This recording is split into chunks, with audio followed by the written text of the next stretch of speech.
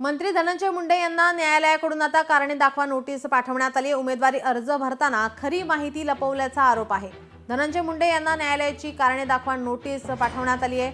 उमेदवारी अर्ज भरताना खरी माहिती लपवल्याचा त्यांच्यावर आरोप आहे। परळीच्या फौजदारी न्यायालयाची धनंजय मुंडेंना नोटीस पाठवण्यात आली आहे। विधानसभा निवडणुकीच्या दरम्यान उमेदवारी अर्ज भरताना खरी माहिती दडवल्याबाबत करुणा मुंडे यांनी दाखल केलेल्या ऑनलाईन तक्रारीच्या अनुषंगाने परळीच्या फौजदारी न्यायालयाने मंत्री धनंजय मुंडे यांना कारणे दाखवा नोटीस बजावण्याचा आदेश दिला आहे। याबाबत 24 फेब्रुवारी 2025 रोजी परळीच्या फौजदारी न्यायालयात सुनावणी होणार आहे। धनंजय मुंडे यांनी 2024 मध्ये परळी विधानसभा निवडणूक लढवण्यासाठी दाखल उमेदवारी अर्जासोबतच्या शपथपत्रात पत्नी राजश्री मुंडे आणि 3 मुली तसेच करुणा मुंडे यांच्या 2 मुलांचा उल्लेख केला होता।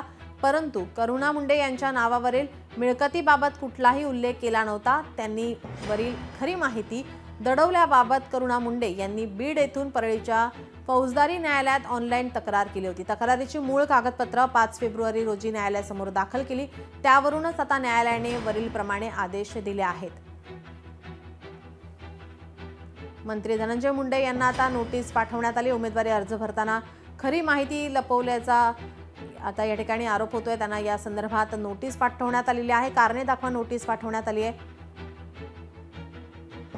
करुणा मुंडे यांनी दाखल केलेल्या ऑनलाईन तक्रारीच्या अनुषंगाने परळीच्या फौजदारी न्यायालयाने कारणे दाखवा नोटीस बजावली आहे। याबाबत 24 फेब्रुवारी 2025 रोजी परळीच्या फौजदारी न्यायालयामध्ये सुनावणी होणार आहे। आता धनंजय मुंडे या संदर्भात काय बोलणार, काय भूमिका मांडणार याकडे आता सर्वांचं लक्ष असेल। न्यायालयाकडून कारणे दाखवा नोटीस पाठवण्यात आली आहे। उमेदवारी अर्ज भरताना खरी माहिती लपवल्याबाबत ही नोटीस पाठवण्यात आली आहे। परळीच्या फौजदारी न्यायालयाकडून आता ही नोटीस पाठवण्यात आली आहे। सामाजिक कार्यकर्त्या अंजली दमाने आपल्यासोबत फोन लाईनवरून जोडलेल्या आहेत। अंजलीताई, धनंजय मुंडे यांना न्यायालयाकडून नोटीस पाठवण्यात आलेली आहे। उमेदवारी अर्ज भरतावेळी त्यांनी काही माहिती लपवल्याचा त्यांच्यावरती आरोप करुणा मुंडे यांच्याकडून करण्यात आला होता आणि या प्रकरणी आता न्यायालयाने कारणे दाखवा नोटीस पाठवली आहे। आपली यावरती प्रतिक्रिया? नाही, कसं आहे की मला आता फक्त जुजबी माहिती मिळाली आहे की अशी एक नोटीस पाठवण्यात आली आहे, पण त्याच्यातला बाकीचा मजकूर मला माहिती नाही आहे, त्यामुळे त्याच्यावर भाष्य करणं योग्य होणार नाही।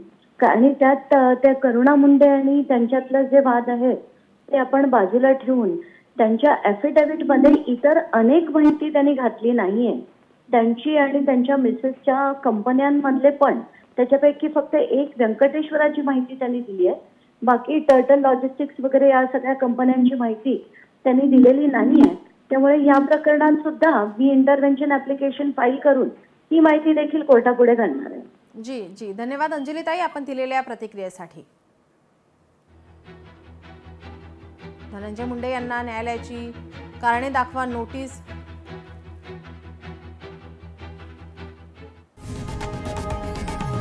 लोकशाही मराठी ऐका, पहा, जागरूक रहा।